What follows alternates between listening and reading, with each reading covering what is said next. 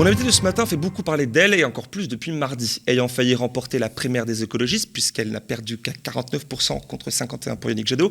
Elle incarne depuis une ligne radicale qui nourrit une fracture au sein d'Europe Écologie Les Verts sans réussir pour l'instant à s'imposer. Pour autant, éjectée de l'équipe de campagne du candidat Jadot depuis début mars, c'est son investiture aux législatives dans la même circonscription de Paris qui fut remise en cause en début de semaine sur fond de négociations entre son parti et l'Union populaire menée par Jean-Luc Mélenchon, pour finalement être validé hier en fin de journée. Je reçois ce matin Sandrine Rousseau. Bonjour Sandrine Rousseau. Bonjour. Merci d'avoir accepté mon invitation ce matin. Mais merci à vous de cette invitation matinale. Très matinale, c'est vrai. Comment allez-vous? Parce que là, ça commence fort. On a une petite info là rapidement. Vous recevez des insultes maintenant et des menaces sur Instagram? C'est pas maintenant, c'est depuis le début de la primaire, mais là, j'en ai reçu des particulièrement trash. Mais ceci dit, voilà, c'est ma vie depuis la primaire et ça dit aussi que je fais peur à toute la fachosphère et très bien. Coucou la fachosphère. Coucou la fachosphère. Alors bon, reprenons, commençons cash et directement dedans. Alors pour reprendre, avant-hier, Mediapart révélait la disparition de votre nom dans la négociation de la Circo que vous visiez à Paris. À ce moment-là, le jour même, surprise, vous répondiez ne pas savoir, ne pas faire partie des négociations et ne pas pouvoir expliquer la situation. Hier, sur France Info, Julien Bayou dément tout et dit que Europe Écologie Les Verts soutenait toujours votre investiture, accusant du coup LFI d'être l'auteur du problème. Alors qu'en face, je refais toute l'histoire, le même son de cloche, on dément aussi. En parallèle, on a pu voir Thomas Porte, membre de l'Union populaire de Jean-Luc Mélenchon, poster sans commentaire une double photo de vous à côté de lui et d'autres militants et élus LFI. Et puis finalement, votre investiture, suite à un accord LFI-ELV, est validée en fin de journée. On a du mal à suivre. Qu'est-ce qui s'est passé ? Mais je sais pas trop ce qui s'est passé, mais surtout il y a toujours pas d'accord. Ça, faut quand même le préciser, c'est-à-dire que c'est ça qui est quand même le plus important derrière. Et sur cette erreur de frappe dans un tableau Excel, parce que je ne veux pas croire qu'il s'agisse d'autre chose. Eh bien, vous pensez que c'est une erreur? Bah oui, on fait. Vous savez, les tableaux Excel, c'est toujours compliqué de les manier, donc voilà.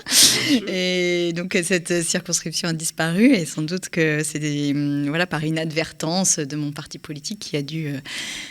voilà, ça arrive de fausses manipulations. C'est énorme, mais quand même une erreur après tous ces jours-là, parce que quand même vous avez labouré médiatiquement le terrain depuis début de semaine. Est-ce que c'est pas ça qui a changé finalement la donne? Parce que bon, je pense que juste ils ont retrouvé la case dans le tableau. Ils ont retrouvé la case, bien. Alors aujourd'hui, c'est certain, vous êtes candidate aux législatives, sûr et certain. Bah, sûr et certain, oui, bien sûr. Et puis, bien sûr. Et puis, sur la 7509, c'est-à-dire dans le 13e arrondissement de Paris. Et puis, derrière, et j'espère qu'il y aura plein d'autres candidatures de ce mouvement-là, notamment des mouvements féministes, antiracistes, etc. Parce qu'on a besoin de faire rentrer dans l'Assemblée nationale des Alice Coffin, des Nadera Belletrèche, des Bénédicte Monville, des Lorraine Lolo, enfin, toutes ces personnes qui, localement ou nationalement mènent des combats tout à fait incroyables et qu'on a besoin pour faire des lois à la hauteur et pour gouverner cette France à la hauteur des enjeux. Alice Coffin que vous citez et qui, début de semaine, vous supportait en fait et vous soutenez sur Twitter en disant dans son tweet que oui, c'était connu, que les investitures écoféministes au sein de l'ELV étaient souvent balayées. Vous partagez ce constat? En tous les cas, il y a il y a pas une volonté affichée extrêmement forte d'aller faire quelque chose d'autre aux législatives que ce qui est attendu. Et c'est ça peut-être que dénonçait Alice Coffin et que je comprends, c'est que là il y a vraiment des personnalités qu'on a fait monter et notamment dans le cadre de la primaire, mais pas que évidemment, mais aussi dans le cadre de la primaire et dans le cadre de ma candidature, il y a plein de gens qui sont arrivés. Et là on voit que toutes ces candidatures-là sont fragilisées, en interne comme en externe d'ailleurs, parce que par exemple une Lorraine Lolo qui fait un travail absolument incroyable de mobilisation des jeunes des quartiers, c'est pas forcément à ELV qu'elle a connu le plus de pression, c'est à l'extérieur, c'est-à-dire c'est les gens de sa majorité qui disaient non mais tu n'es pas légitime à te présenter, mais au nom de quoi n'est-on pas légitime à se présenter? Telle est la question aujourd'hui. C'est vrai. Alors est-ce que vous pouvez dire que vous êtes satisfaite finalement de l'accord passé là avec LFI? pour votre investiture dans la 75. Mais je ne suis pas satisfaite d'un accord qui n'existe pas. Il n'y a pas d'accord là. Il n'y a pas d'accord entre... il n'y a pas d'accord entre LFI et ELV sur le fait de faire un contrat de gouvernement, une coalition, et d'aller ensemble à l'Assemblée nationale. Et ça ne peut pas me satisfaire. Je veux dire, là, ce qu'il faut comprendre, c'est que le score de Jean-Luc Mélenchon révèle quelque chose de très puissant, je pense, dans le peuple de gauche et de l'écologie, qui est une envie d'union. Et pourquoi une envie d'union ? Parce qu'une envie viscérale, un besoin, même j'ai envie de dire viscéral, de gagner. C'est-à-dire que là, je crois que les gens de gauche et écologistes ne veulent plus qu'on joue à la politique, mais qu'on fasse de la politique pour gagner et pour que les idées de gauche et écologistes s'imposent aux plus hautes sphères, et donc pour la présidentielle pour Jean-Luc Mélenchon ou pour le gouvernement là et dans l'Assemblée nationale. Et ça, il faut l'entendre. Il faut l'entendre parce que l'erreur de la présidentielle a été de ne pas l'entendre. Et donc on ne peut pas refaire la même erreur pour les législatives. Admettons, il n'y a pas d'accord. Vous maintenez votre candidature dans la Circo ? Mais bien sûr, non mais vous m'aurez quoi qu'il se passe. Hein. Enfin, je veux dire, voilà. Bon, alors, une chose de réglée, vous êtes candidate, c'est certain. Alors, reprenons un peu, parce qu'il reste un nœud quand même à démêler au sein de Europe Écologie Les Verts, on le comprend bien. Il y a 10 jours, vous étiez invité de Backseat, l'émission de Jean Massier sur Twitch, où vous faisiez état, je vous cite, d'un énorme gâchis après le premier tour, où manifestement vous souhaitiez la victoire de l'Union populaire de Jean-Luc Mélenchon. On regarde. Un énorme gâchis, parce que je pense qu'on aurait pu imaginer, par exemple, une union de la gauche qui nous aurait mené au second tour, et je pense que l'histoire en aurait été quand même assez définitivement différente. Et là, Jean-Luc Mélenchon échoue aux marches du second tour, nous on échoue aux marches des 5%, et en fait, tout cela est un énorme gâchis. L'évolution de la courbe de Yannick Jadot, elle était au-dessus de Jean-Luc Mélenchon, jusqu'au mois de janvier, de mémoire, quelque chose comme ça. Et puis après, elle chute, et à l'époque, il était à 9% et il a fini à 4,5%, c'est-à-dire qu'il a perdu la moitié de son électorat. Et moi, si je regarde un peu les gens qui m'avaient soutenu pendant la primaire, il y en a quand même énormément qui sont allés vers Jean-Luc Mélenchon. Et donc, je pense qu'il y a eu une espèce de translation comme ça d'un électorat. Parce que moi, je ne comprends pas pourquoi on tapait sur Jean-Luc Mélenchon. Je ne vois pas l'intérêt, mais même, quels que soient les scores de l'un ou de l'autre, c'est vraiment pas... l'adversaire n'est pas Jean-Luc Mélenchon, c'est la droite, c'est l'extrême droite, mais c'est pas la gauche. Enfin, si j'ai des félicitations à adresser à Jean-Luc Mélenchon, je ne suis pas sûre qu'il en attende de ma part, mais c'est vraiment de dire mais bravo d'avoir été jusqu'à la radicalité complète comme ça et d'avoir osé le truc, parce que manifestement, ça a levé des gens, et ça a levé des gens qui n'avaient pas envie de se lever le jour de l'élection. Et moi, je pense qu'il y a vraiment quelque chose à travailler, parce qu'il y a une anxiété, il y a une inquiétude dans la population. Et là, on est à un moment de bifurcation, il faut être clair sur le chemin qu'on prend, quoi. Mais non, mais qu'est-ce que vous voulez me faire dire là ? Vous avez voté pour qui en fait ? Non, mais Parce que je voterai pour l'écologie. Bon. Bah oui, j'ai voté pour l'écologie. Macron, de toute évidence, c'est quoi cette question ? J'ai voté pour l'écologie. Plutôt piste cyclable ou hydrolienne ? Pardon ? Plutôt piste cyclable ou hydrolienne ? Jamais su la nature de votre vote. Bon. Alors, ce n'est pas la question. Voilà, vous avez voté pour l'écologie. Bon, alors, je vais me faire l'avocat du diable. Peut-on être membre d'un parti et paraître à ce point en draguer un autre ? Je vais plus loin. Vous ne pensez pas que l'ambiguïté que vous semblez un peu entretenir doit fortement déplaire finalement chez vous, chez Europe Écologie Les Verts, et que ça pourrait être expliqué quelque part la situation que vous avez traversée début de semaine, et puis un peu ce bisbille-là, au fond ? Je drague personne, moi. Enfin... Je suis à Europe Écologie Les Verts, je participe à ce parti, j'en suis une des membres d'ailleurs quand même historique finalement, et après je dis juste que nos adversaires ne sont pas à gauche. On entend très bien votre discours, donc, mais il n'est pas pris comme ça partout. Et que ça peut à un sembler... moment donné, on entend ce qu'on veut aussi. C'est-à-dire que moi, je vous dis juste... Parce que tout le monde... par exemple, la question que j'ai le plus souvent depuis la primaire, c'est pourquoi vous ne rejoignez pas Jean-Luc Mélenchon ? Mais précisément parce que je suis écologiste d'Europe Écologie Les Verts. Enfin, voilà, il n'y a pas de doute là-dessus. Après, juste, je dis, nos adversaires ne sont pas à gauche. Et ça, je le tiendrai quoi qu'il se passe. Mais je l'ai tenu... Vous auriez pu faire exactement la même capture vidéo avec Christiane Taubira, dont on peut considérer qu'elle n'est pas sur le même angle politique à gauche. Et pourtant, il y avait les mêmes captures d'écran, parce que je disais, Christiane Taubira, je respecte ses combats, je la respecte, évidemment, tout le temps, dans votre propre camp, qu'on vous taxe parfois de manque de loyauté ou peut-être de tact. Comment vous voyez ça ? Pourquoi qu'on me prouve sur la loyauté, qu'on me prouve en quoi j'ai pas été loyale, quoi. Parce que en fait, j'en ai marre de ces procès-là. C'est-à-dire que c'est comme si on était dans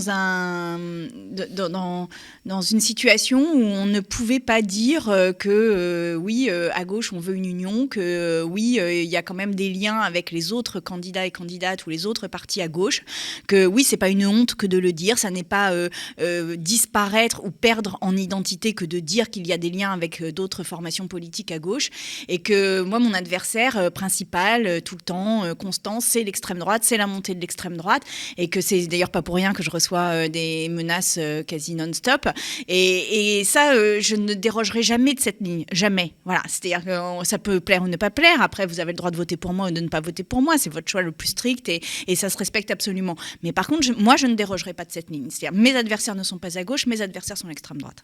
Bien, au moins c'est clair, on espère que ce sera cette fois vraiment clair. Que pensez-vous de l'affiche Jean-Luc Mélenchon, Premier ministre, là, qui fait beaucoup parler, et puis quelque part aussi de sa troisième tour, la stratégie du troisième tour, vous pensez quoi de ça ? Mais cette affiche, elle a le mérite de dire les choses et de mobiliser un électorat en disant mais attendez, c'est pas terminé, c'est-à-dire que quelque chose peut se jouer là sur l'Assemblée nationale. Après, je sais que mon parti a mal pris cette affiche parce qu'il n'y avait pas le mot écologiste. Je voudrais juste dire quand même, pour qu'on comprenne un peu la situation, que l'écologie politique et l'écologie qui est portée par Europe Écologie Les Verts et qui est portée par tous les militants et militantes d'Europe Écologie Les Verts, c'est une écologie qui parfois a été très difficile à porter. Enfin, je veux dire, on le porte depuis les années 70. Il y a quand même des gens qui ont fait des grèves de la faim devant des projets d'incinérateurs. Tout le monde se moquait d'eux, qui ont occupé des zones qui devaient devenir des zones industrielles. Tout le monde s'est moqué d'eux. Et ce sont des gens qui parfois ont même investi leurs biens et leur argent personnel pour leur vie même, pour que des projets anti-écolo et nuisant à notre santé ne soient pas réalisés. Et donc aujourd'hui, le fait que Jean-Luc Mélenchon arrive et dise je suis écologiste et tout ça, évidemment ça génère quelque chose chez ces gens-là. Il arrive, ça fait un petit moment. Non mais d'accord, mais ce que je veux dire c'est qu'il faut aussi que le mot écologie soit présent, parce qu'en plus c'est notre défi. C'est notre défi, là. On a 3 ans pour agir, le GIEC le dit. Et puis, à force de ne jamais mettre écologie dans les affiches, dans les trucs... Non, mais non, c'est pas une question d'ego. C'est qu'à force de ne pas mettre le mot écologie, eh bien, on rentre dans cette espèce de petite musique politique où les problèmes écologiques n'existent pas vraiment. C'est-à-dire qu'on contribue à ça. C'est pour ça que le mot écologie doit être présent, parce que ça dit aussi que c'est le défi principal que l'on a... Dans le programme de Jean-Luc Mélenchon. Est-ce que c'est oui, mais pas sur l'affiche, par exemple. Bon, voilà. Pas être heureux, contents que justement leur combat a dépassé le cadre du parti. Mais bien sûr qu'ils sont heureux et contents qu'on parle d'écologie, sauf que c'est pas complètement vrai d'ailleurs qu'on en parle non-stop. Hein. C'est-à-dire que voilà, bon.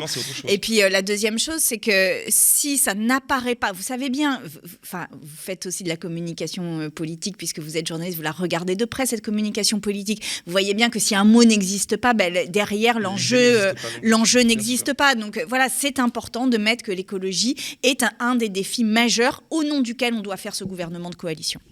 Alors du coup, on comprend bien dans tout ça que la question Mélenchon, la question plus largement la France insoumise semble être centrale chez Europe Écologie Les Verts. Rappelons la mise en retrait d'Alain Coulombelle suite à la suspension de Bénédicte Monville, élu Europe Écologie Les Verts à Melun, qui avait fini par dire qu'elle voterait Mélenchon, ou encore Claire Lejeune, alors secrétaire fédérale des jeunes écologistes, qui elle a rejoint l'Union populaire avant le premier tour, et ça sans parler de vous, qui entretenez des liens particuliers avec les élus, etc., et que vous nourrissez cette envie d'union, comme vous l'avez très bien dit tout à l'heure. Bref, la ligne d'union de la gauche derrière le plus fort d'ici à juin semble déchirer votre parti, malgré les enjeux, tout du moins officiellement. Quelle est votre analyse de ce constat-là, précisément ? Quels sont les enjeux ? Je ne pense pas que ça déchire le parti. Je pense que tout le monde... il y a une énorme majorité au sein d'Europe Écologie qui veut l'alliance avec LFI. Mais qu'est-ce qui bloque alors ? Parce que ça ne se voit pas.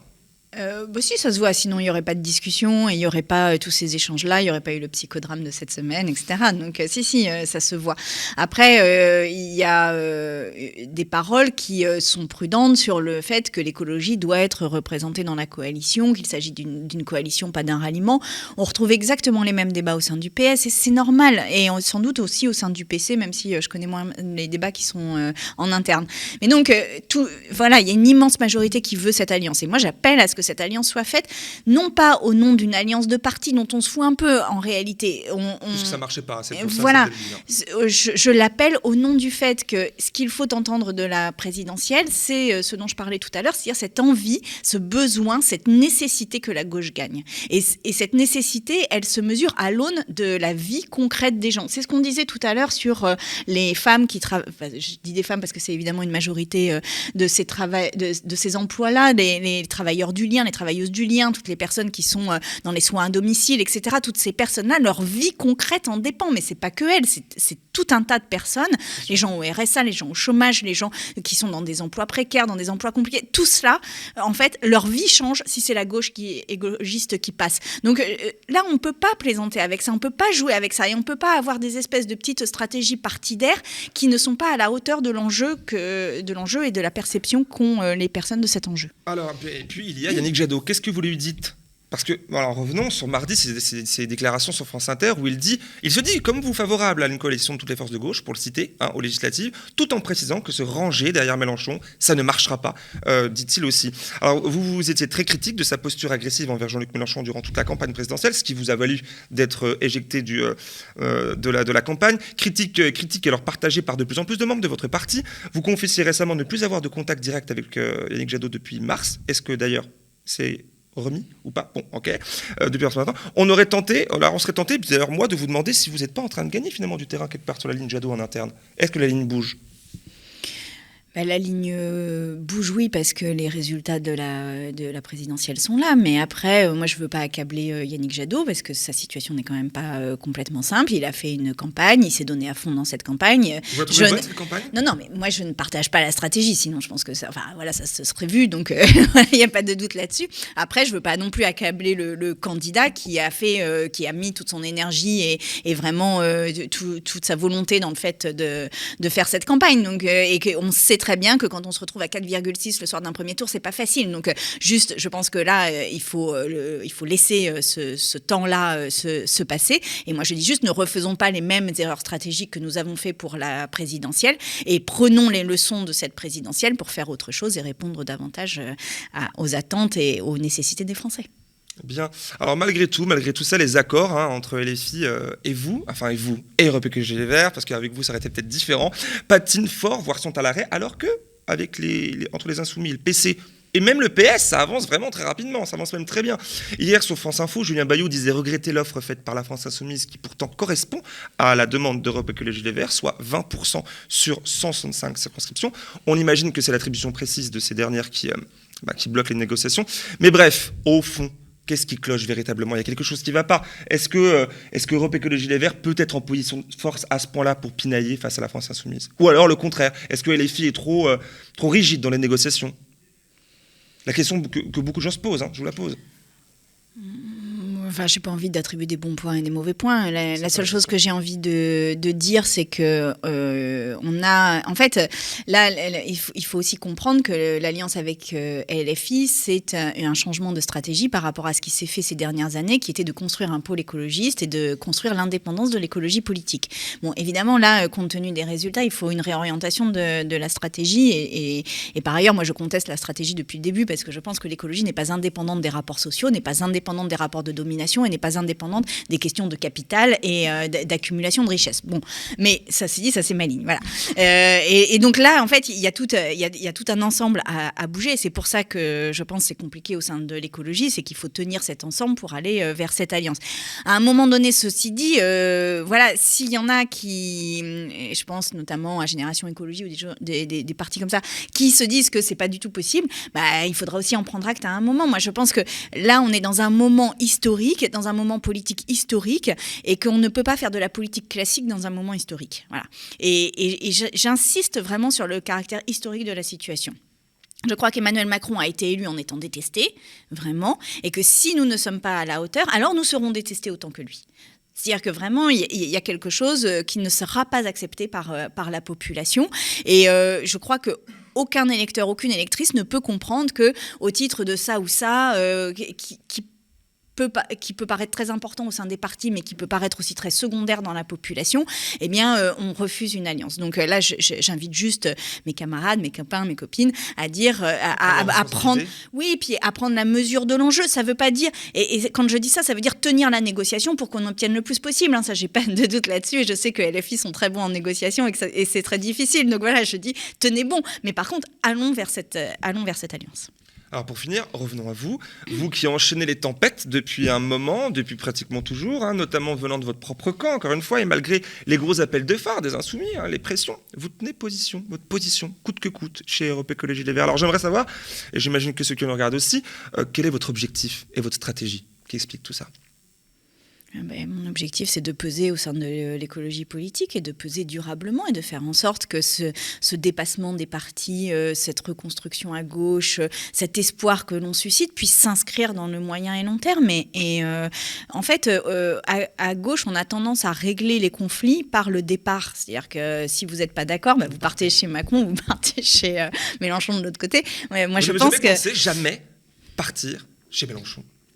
J'ai une chanson populaire qui me vient en tête, mais non, je vais pas vous la chanter parce que je vais pas vous heurter les oreilles dès ce matin. Mais en l'occurrence, non, enfin voilà, c'est l'écologie politique. Il faut construire aussi une autre manière, sans doute, de faire cette écologie politique. Il faut renforcer la ligne sociale et populaire, non discriminante, antiraciste, de tous ces mouvements sociaux au sein de l'écologie politique. Je suis là pour le faire et c'est aussi très important que je sois là pour justement faire ces liens dont on parlait tout à l'heure avec les différents partis de gauche. Et j'ai pas envie de l'intérieur, ça a rarement marché. Vous y croyez vraiment? Qu'est-ce qui vous dit que ça a rarement marché? Il y a très peu d'exemples. Changer les choses de l'intérieur. Vous y croyez vraiment à ces stratégies-là? Je sais pas, je suis pas d'accord avec vous sur le fait que... Vous pouvez, vous avez le droit. De l'intérieur, on ne change pas les choses. Il y a plein d'exemples. Mitterrand, il l'a fait. Sarkozy, tous ceux qui ont gagné. Là, en fait, ces derniers temps, on a des mouvements qui sont en dehors des partis. Et moi, je pense qu'il faut interroger la forme partidaire. Ça, je crois que vraiment, on arrive au bout de quelque chose. Mais ceci dit, c'est pas vrai qu'à l'intérieur, on ne change pas. Et puis, voilà, moi, je veux... peser sur cette écologie politique, je veux que notre ligne soit présente, je veux qu'il y ait plein de gens aussi qui porte ça, c'est-à-dire c'est pas que moi, parce que ça aussi on le dit peu, mais quand on dit pourquoi vous bougez pas, mais c'est pas moi, hein. Je veux dire c'est plein de gens qui sont dans le 40% de votre parti. Oui, et puis c'est plein de gens qui sont dans le parti politique, qui comprendraient pas, qui enfin voilà, c'est vous les lâcheriez si vous partez. Justement. Mais exactement, ouais. Et puis ces personnes-là, mais c'est aussi grâce à elles que j'ai gagné, donc je veux dire je suis aussi je leur dois quelque chose à ces personnes, et c'est pas vrai qu'on peut trahir les gens comme ça, et enfin c'est trop facile de faire de la politique comme ça, donc non, je tiendrai envers et contre tout, et je tiendrai pour mener cette bataille politique, pour faire en sorte que ça s'impose, et qu'après on puisse justement dépasser les clivages qui nous ont perdus en 2017, qui nous ont perdus à la présidentielle 2022, mais qui vont nous faire gagner aux législatives, et qui nous permettront de voir 2027 d'un œil très différent. On peut s'imaginer quand même que les choses auraient été différentes, bien différentes, si vous aviez gagné la primaire face à Yannick Jadot. Mais bien sûr. Mais avec des si, on met Paris en bouteille. Effectivement, mais bon, quand même, on n'en serait peut-être pas là, dans les négociations. Non, mais évidemment que ça aurait été très différent, ça aurait été une histoire très différente. Après, peut-être qu'elle aurait été pire, on n'en sait rien non plus. C'est la petite fiction quelque part, mais... bon, et puis... Permettez que je crois qu'elle était meilleure, mais bon, voilà. On imagine. Et dernière petite question. Je rappelle que le prochain congrès d'Europe Écologie Les Verts tiendra à l'automne. Avez-vous des projets dans ce cadre-là ? Mais là, la question, c'est pas le congrès, c'est les législatives, step by step. Vous savez, je crois que vraiment, j'ai mené beaucoup de batailles dans ma vie, j'ai mené beaucoup de combats dans ma vie. Et s'il y a une chose que je sais de ces combats, c'est qu'on ne gagne jamais un combat si on mène la bataille suivante. C'est-à-dire que là, la bataille aujourd'hui, c'est les législatives. C'est les législatives, c'est le gouvernement. Faisons un gouvernement qui change la vie des gens, et après on voit. Voilà. Bien. Merci Sandrine Rousseau d'avoir accepté mon invitation ce matin sur le plateau du métier très matinal, à ma foi. Vous êtes toujours parfaite au matin, on le voit. Ah bah oui, alors là, le maquillage est nickel. On ne manquera pas de suivre la suite des événements jusqu'aux législatives qui, je le rappelle, se tiendront les dimanches 12 et 19 juin prochains. Et puis aussi, bien sûr, rappeler aux gens de bien s'inscrire Oui, alors c'est jusqu'au 4 mai, vous pouvez vous inscrire sur les listes électorales et je pense notamment à tous les étudiants du 13e dont on a absolument besoin pour ces législatives. Jusqu'au 4 mai, vous pouvez vous inscrire sur votre lieu d'études. À bientôt. Merci. Voilà, c'est la fin de l'émission en direct qui, une fois celui-ci terminé, se traduira automatiquement en replay vidéo que vous pourrez partager à votre guise. Chers internautes, abonnés et ou sociaux du média, de la part de toute l'équipe, merci. Merci d'avoir suivi l'émission ce matin, mais aussi surtout, merci de votre soutien sans lequel rien de tout cela serait possible. Le média est un espace médiatique rare, sérieux et engagé qui donne de la voix et de la parole à celles et ceux qui œuvrent à aller au fond des choses. C'est pour cela que vous nous appréciez, nous et nos programmes, et que vous nous les financez, évidemment. Devenez sociaux à partir de 5 € par mois ou abonnez tout simplement sans aucun engagement de durée sur lemediatv.fr/soutien pour tout simplement permettre à la rédaction de survivre et de continuer à vous servir. Les prochaines années seront rudes et beaucoup de choses devront être décryptées, analysées et expliquées.